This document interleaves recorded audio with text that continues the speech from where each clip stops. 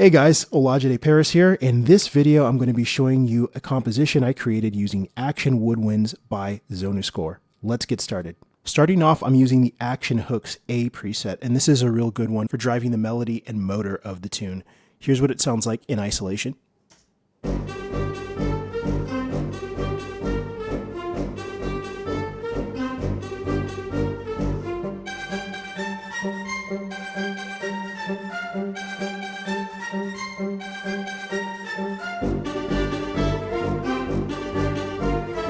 Okay, and so what I'm doing here MIDI-wise is I'm just using different keys on the keyboard to trigger different variants of the loop in different tonalities, and that helps to stretch the material out a lot more and make it more my own. Here's that section in context.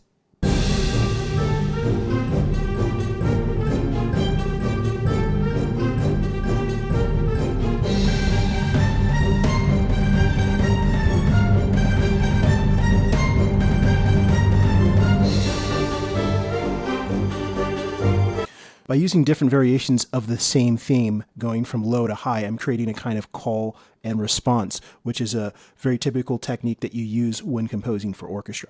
In the next section, I'm also using Action Hooks A, but this time I'm using it a little bit differently as a motor, and I'm also using a different variation of it. Here's what it sounds like in isolation.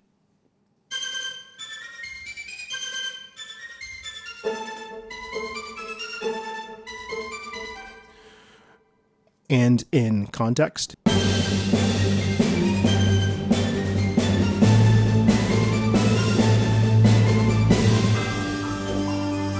Again, by changing tones that way, I'm invoking kind of a call and response kind of theme. This is a part in the piece where we're ramping up the tempo, and it's very much an action piece. So that's all about changing the stakes, changing the tempo, and always moving forward. So this works perfectly for that. Okay, here I'm going for Action Hooks again. I'm getting a lot of use out of this preset, as you can see, and this is actually a really great example of how you can get so much variety out of just one preset, but I'm using it yet again in a different context, so let's hear it by itself.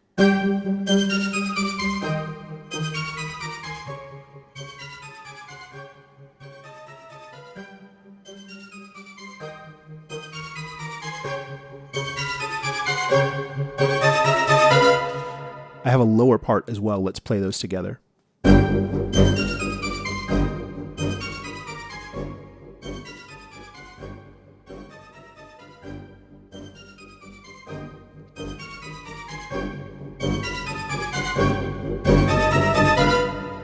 Here it is in context.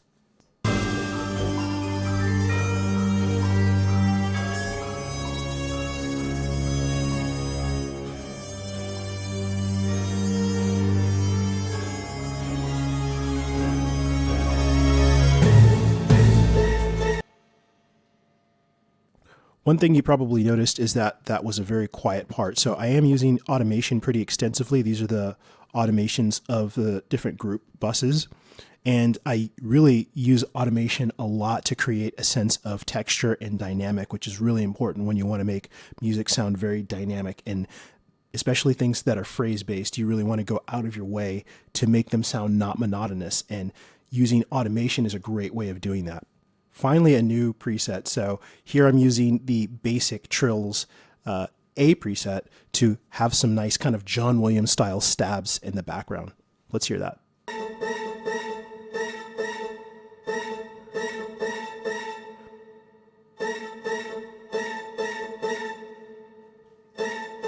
Here I'm actually using two instances of the same preset to different variations, so I can create my own custom pattern.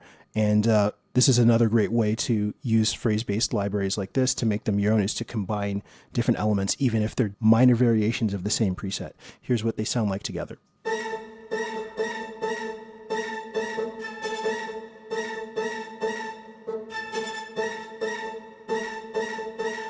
And in context.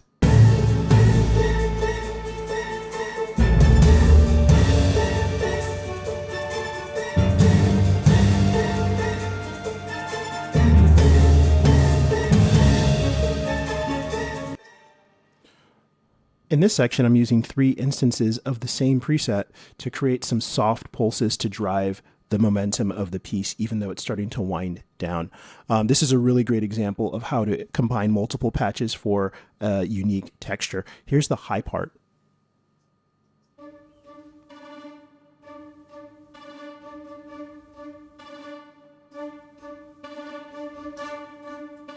And the lower part.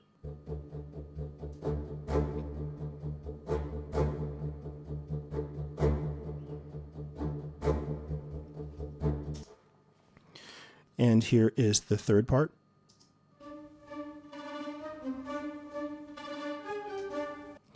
Again, trying to create that sense of kind of call and response. Here are all 3 parts together.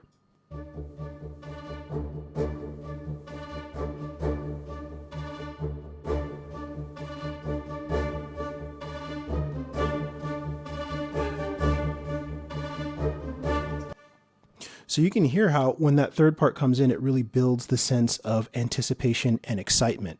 And I really love that you can do that with this library, because even though you have all of these wonderfully made presets, you can really combine them. And if you have, if you know the tool set, you can really combine these to make them unique and use a lot of traditional composing techniques within the library.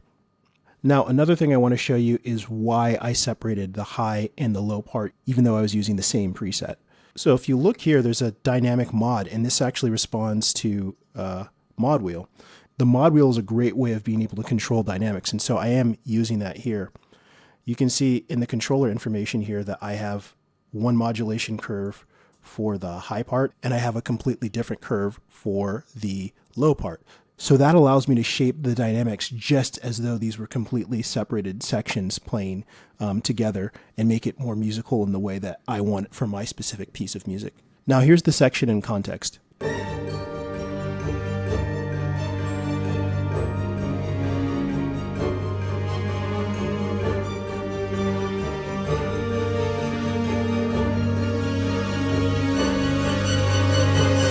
Now let's have a listen to the full piece.